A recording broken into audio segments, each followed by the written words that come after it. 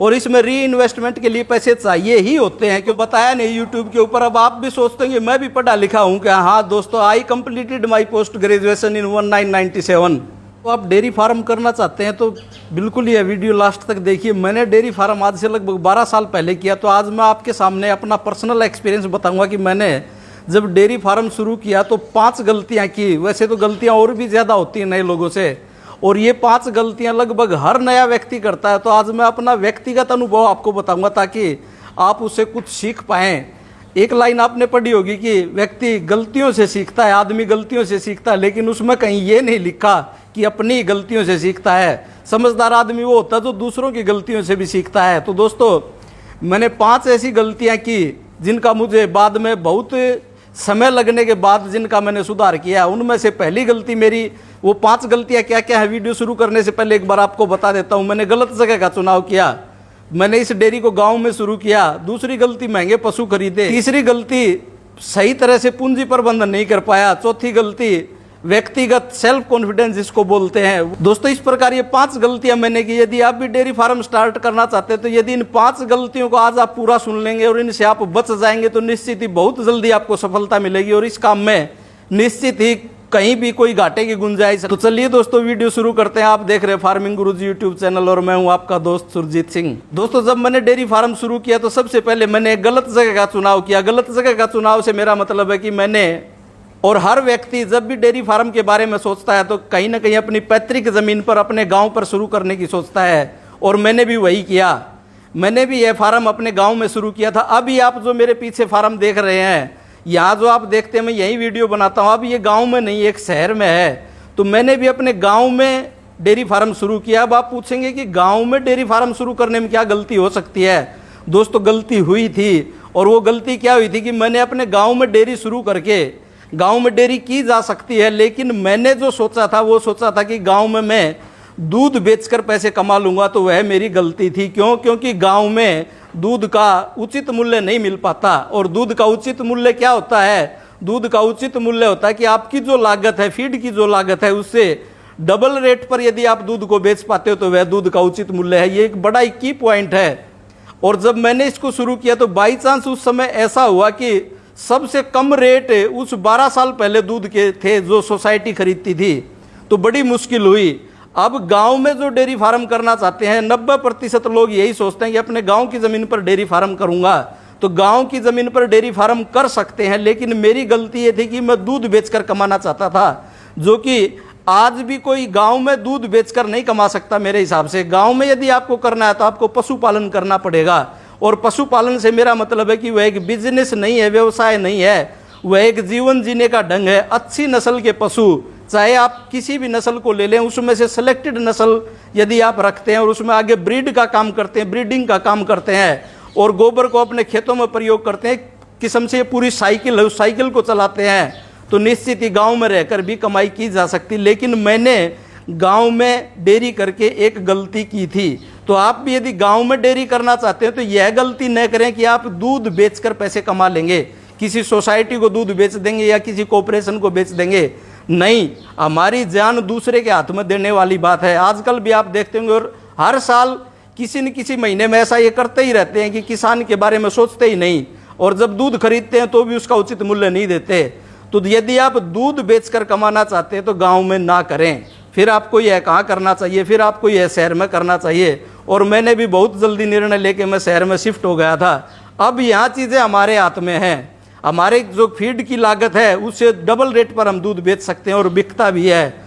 तो दोस्तों, ये थी पहली गलती। यदि आप डेयरी करना चाहते हैं तो गांव में करना चाहते हो तो आप ब्रीड के ऊपर काम करें, अपनी ज़मीन के ऊपर गोबर की खाद बनाकर उसका प्रयोग करें, एक पूरी साइकिल को चलाएं, तो आप निश्चित ही गांव में भी कमा सकते हैं। तो मेरा इसमें समझाने का, कहने का मतलब क्या है कि गांव में यदि आप अपनी पैतृक जमीन पर करते हैं तो एक दूसरे ढंग से ही आपको यह फार्म करना पड़ेगा।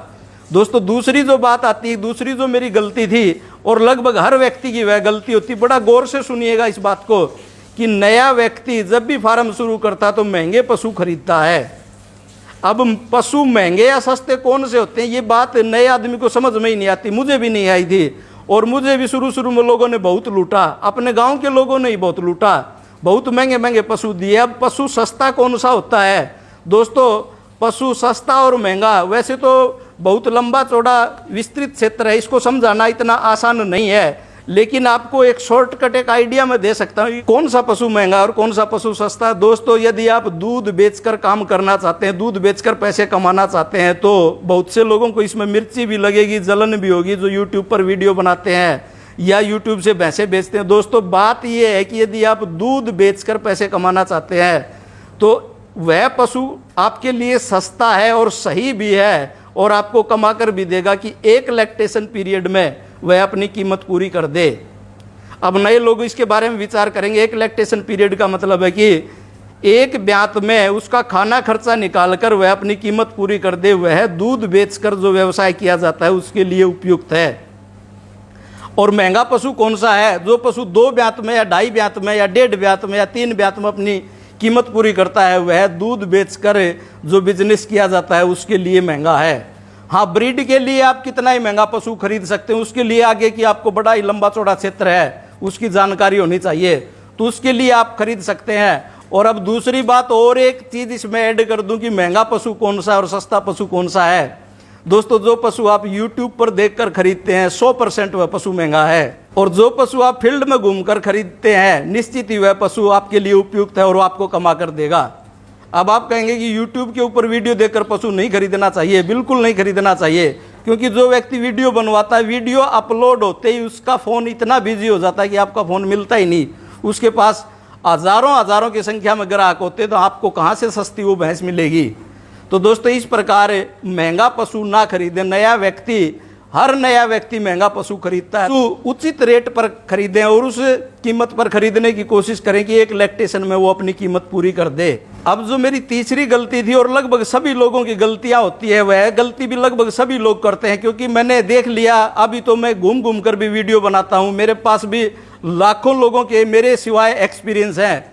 तीसरी जो गलती थी, पूंजी प्रबंधन, जिसको मनी मैनेजमेंट बोलते हैं। दोस्तों, हर नया व्यक्ति जिसके कुछ न कुछ पूंजी लेकर वह सोचता है यह पूंजी का व्यवसाय है, यह फ्री का व्यवसाय नहीं है, तो उसके पास जितनी पूंजी होती है उसको इन्वेस्टमेंट करने का उसका बड़ा ही गलत तरीका हो जाता है। वह अपने दिमाग में जब एक रफली आइडिया बनाता है, ग्राफ बनाता है, तो कुछ और बनाता है, और जब उसको वह इम्प्लीमेंट करने जाता है, उसको जब लागू करता है, तो वह बात कहीं की कहीं निकल जाती है, और ये एक बड़ी गलती होती है।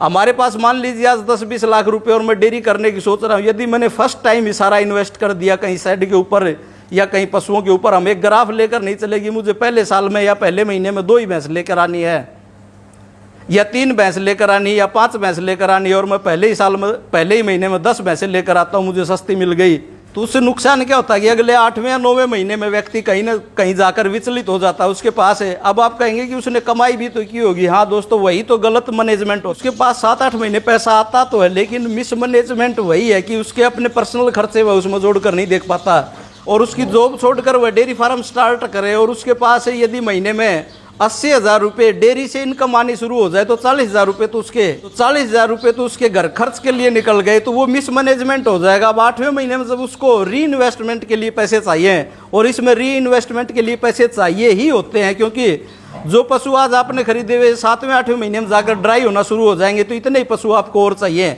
तो इस प्रकार ये गलती हो जाती है। अब इस सिचुएशन में क्या होता है कि व्यक्ति उधार के ऊपर डिपेंड करना शुरू हो जाता है। वह उधार से भैंस खरीदना शुरू कर जाता है, पशु उधार से खरीदने लगता है, फीड उधार से लेने लगता है, भूसा, सूखा चारा, जो भी कुछ उधार से लेने लगता है। तो अब इस सिचुएशन में क्या होता है कि जो लोग उसको पैसा देते हैं, फाइनेंस करते हैं, जो उधार में पशु देता है, निश्चित ही मेरे से आप लिखवा कर ले सकते हैं 100% उसको पशु महंगा मिलेगा। आप फीड उधार में लेने लगे 100%, 101% उसको फीड महंगी मिलेगी, क्योंकि आप उसके ऊपर डिपेंड हो गए। जहाँ से भी आप उधार में जो चीज़ें खरीदते जाएंगे, तो वो आपके लिए महंगा साबित होगा, और इस जंजाल में फंसकर, इस सिचुएशन में फंसकर आप उससे कमाई नहीं कर सकते, आप अपना खुद का डिसीजन नहीं ले सकते। जिससे भी किसी से आपकी मजबूरी है कि आपको उधार में ही पशु लेना पड़ेगा, तो आप चुनाव नहीं कर सकते। क्यों? क्योंकि आपकी मजबूरी है, आपको उधार में देने वाले ही 2-4 हैं। तो दोस्तों, ये होता है फाइनेंशियल मिसमैनेजमेंट। तो नए व्यक्ति के साथ ये गलती भी होती है। तो सही तरीका क्या है? सही तरीका ये है कि आपके पास जितनी पूंजी है उसको आप इस ढंग से इन्वेस्ट करें कि पहले 2 या 3 साल आप उधारी के ऊपर न आएँ।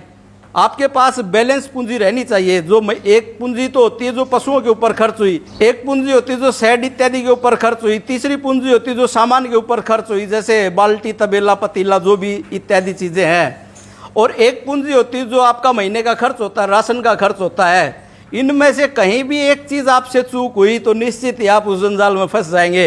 ये गलतियां मुझसे भी हुई, इसलिए मैं आपके साथ शेयर कर रहा हूं। तो निश्चित ही आप जब भी डेयरी फार्म शुरू करना चाहते हैं, डेयरी फार्म शुरू करने की आपकी फाइनल प्लानिंग है, तो आपके मनी का बिल्कुल एक एक पैसे का मैनेज कीजिए, ताकि आने वाले समय में आपको किसी भी तरह की समस्या का सामना न करना पड़े। दोस्तों, उसके बाद बात आती है सेल्फ कॉन्फिडेंस। इस शब्द को कितना ही विस्तार से समझाएं, यह समझाने में बहुत लंबा समय लग जाएगा। खुद के ऊपर भरोसा। अब खुद के ऊपर भरोसा क्या होता है? आपने डेयरी करने का सोच लिया तो आपके अंदर खुद के ऊपर भरोसा है, आप निश्चित ही कहीं ना कहीं घूमकर जानकारियां जुटाएंगे, लेकिन वह भरोसा टूटता भी है, वह सेल्फ कॉन्फिडेंस टूटता भी है। उससे भी आपको सजग और जागरूक रहना पड़ेगा।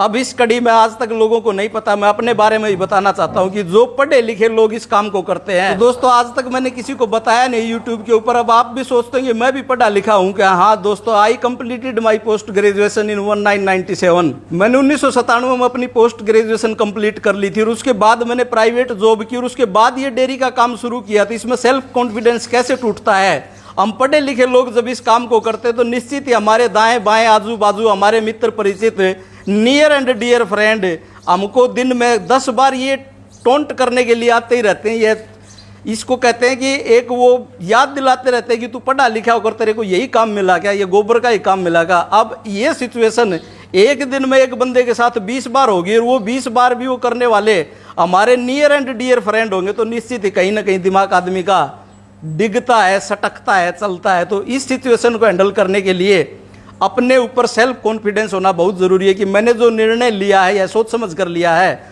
और अब मेरे को यह काम करना है तो करना ही है। तो इस मानसिक दृढ़ता के साथ आप इस चीज़ से ऊपर निकल सकते हैं। मेरे साथ भी यह हुआ, मैंने भी इसको महसूस किया है। सबसे लास्ट में जो बताऊं, समय का महत्व। समय का बड़ा महत्व दोस्तों इस काम में और भी काम में है, बिजनेस चाहे कोई भी हो, समय का अपना एक विशेष महत्व। जीवन में भी समय का बड़ा विशेष महत्व है, लेकिन इस काम में तो आपको हर काम समय पर चाहिए।